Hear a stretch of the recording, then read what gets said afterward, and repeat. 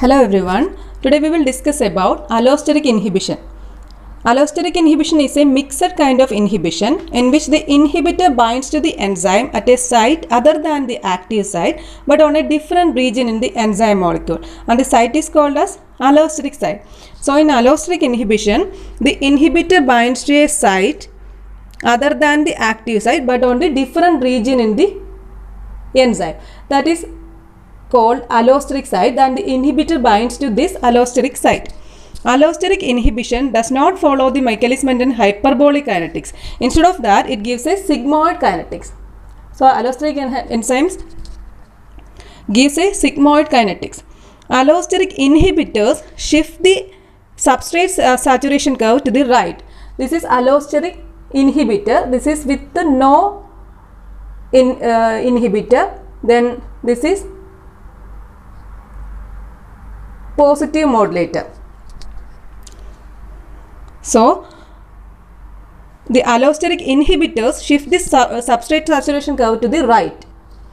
Then as opposite to inhibitors, the presence of activators or positive modulators shift the curve to the left. This is positive modulators or activators. So they shift the activation shift the curve to the left. Then we will see types of allosteric enzymes.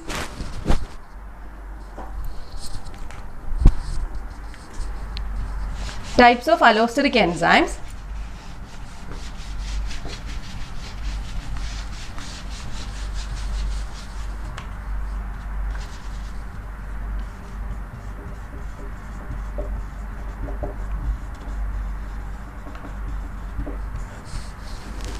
Allosteric enzymes are of K and M series according to their kinetics. K series and M series.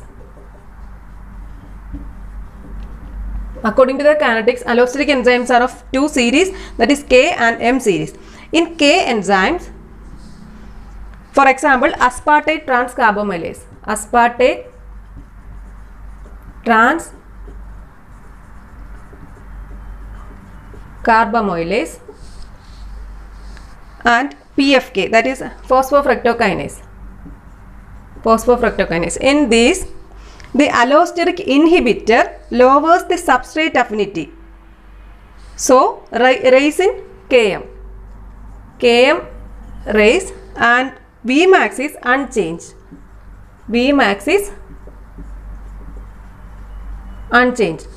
So in K enzymes, for example, aspartate transcarbamylase and PFK, the allosteric inhibitor lowers the substrate affinity, so raise the Km of the enzyme, but Vmax is unchanged. In M enzymes, for example, acetyl-CoA carboxylase.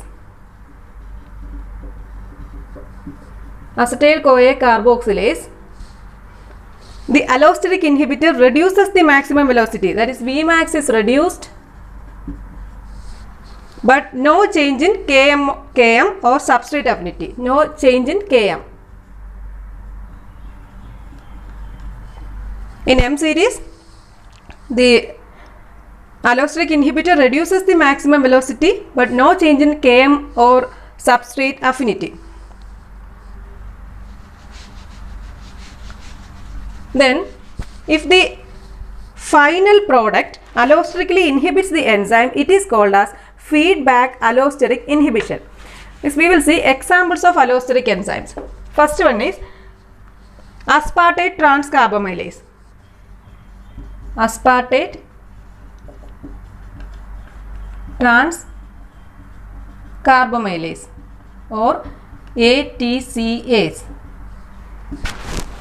This is a model allosteric enzyme. It catalyzes the first reaction unique to pyrimidine biosynthesis. Pyrimidine biosynthesis, we will see aspartic acid plus carbamyl phosphate. Aspartic acid plus carbamyl phosphate gives carbamyl aspartate.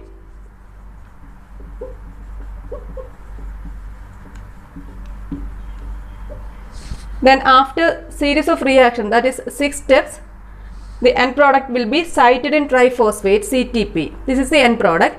This end product allosterically inhibits the first enzyme. First enzyme means this aspartate transcarbamylase. Aspartate transcarbamylase. So this aspartate transcarbamylase this enzyme catalyzes the first reaction unique to pyrimidine biosynthesis.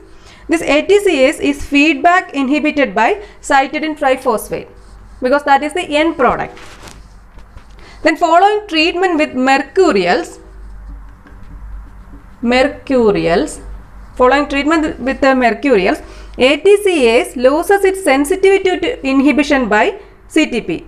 Following treatment with mercurials, ATCase loses its sensitivity to inhibition by CTP but retains its full activity for carbamyl aspartate synthesis. This suggests that CTP is bound at a different site, that is called allosteric site. Then this ATCase consists of multiple catalytic and regulatory promoters. It contains catalytic and regulatory promoters. Each catalytic promoter contains 4 aspartate sites. 4 aspartate sites, that is the substrate site. Then each regulatory promoter contains at least 2 CTP. That is the regulatory site. Then another example of allosteric enzyme or allosteric inhibition is in the formation of isoleucine, synthesis of isoleucine from threonine. Threonine enzyme is threonine deaminase. Threonine deaminase, it is converted first to alpha ketobutyrate. Alpha ketobutyrate. Then after 4 steps, the end product will be isoleucine. And this isoleucine, that is the end product, allosterically inhibit the first enzyme of this pathway, that is threonine deaminase. This is another example of allosteric enzyme or inhibition. Synthesis of isoleucine from threonine involves at least 5 steps of enzymatic reactions. Isoleucine, the end product, inhibits the first enzyme threonine deaminase and stops its own synthesis. So this isoleucine inhibits the enzyme synthesis. Inhibits the enzyme and it inhibits its own synthesis. Then next, a metabolite may also cause feed forward allosteric activation of an enzyme for a subsequent step of its metabolism. So a metabolite may also cause feed forward allosteric activation. Allosteric activation of an enzyme for a subsequent steps of its metabolism. For example, fructose 1,6-bisphosphate. Fructose 1,6-bisphosphate. This allosterically activates the enzyme pyruvate kinase. Pyruvate kinase and catalyzing subsequent step. Next one is an allosteric effector. This is allosteric activator. Next is allosteric effector. Allosteric effector oppositely influences 2 allosteric enzymes that are catalyzing reverse reactions.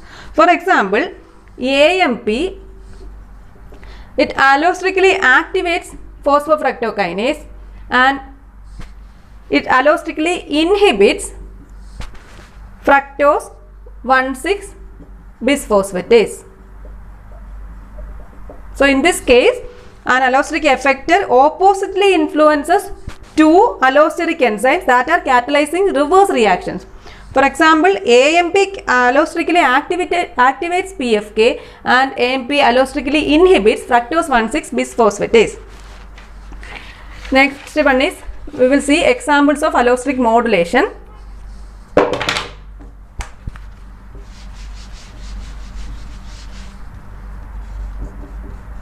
Allosteric modulation. Enzyme, allosteric activator and inhibitor. Allosteric inhibitor. So for the enzyme glutamate dehydrogenase,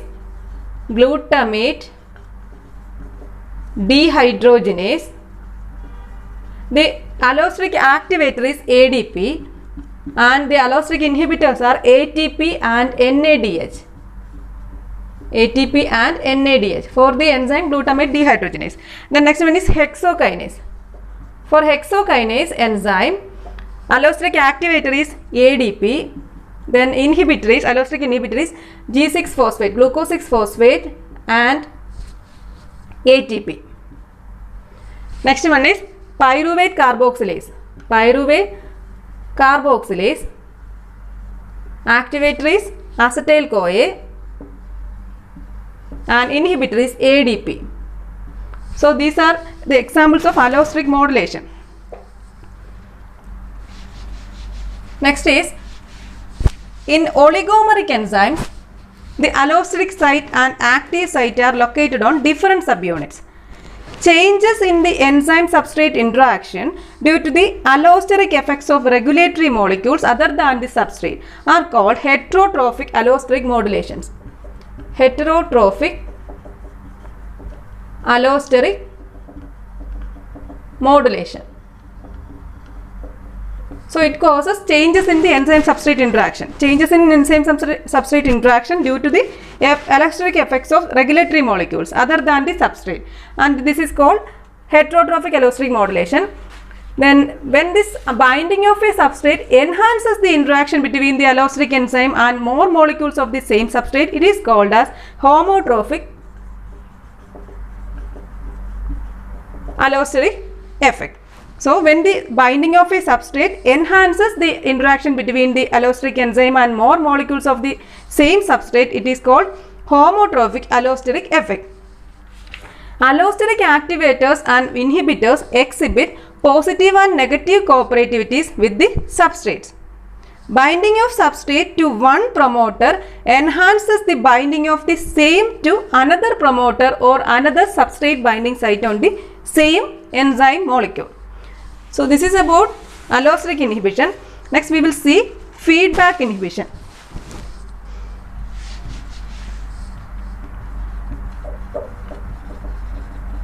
Feedback inhibition. When the final product allosterically inhibits the enzyme, that is the first enzyme, it is called as feedback inhibition. This feedback regulation and feedback inhibition are not synonymous and they are different. In both mammalian and bacterial cells, the end products feedback and control their own synthesis. In many instances, this involves feedback inhibition of an early biosynthetic enzyme. It is necessary to distinguish between feedback regulation and feedback inhibition, a mechanism for regulation of many bacterial and mammalian enzymes. For example, dietary cholesterol restricts the synthesis of cholesterol from acetate to cholesterol. So dietary cholesterol restricts the synthesis of cholesterol from acetate, and this is feedback regulation. This is feedback regulation. Feedback regulation. This feedback regulation does not involve feedback inhibition of an early enzyme of cholesterol biosynthesis, that is HMG-CoA reductase. So this feedback regulation does not involve feedback inhibition of an early enzyme of cholesterol biosynthesis. An early enzyme HMG-CoA reductase is affected, but the mechanism involves restriction by cholesterol or a cholesterol metabolite of the expression of gene that encodes HMG-CoA reductase. That is enzyme repression. Enzyme repression. Cholesterol added directly to the enzyme HMG-CoA reductase has no effect on its catalytic activity. So this is about feedback inhibition. So this is today's topic. Thank you for watching.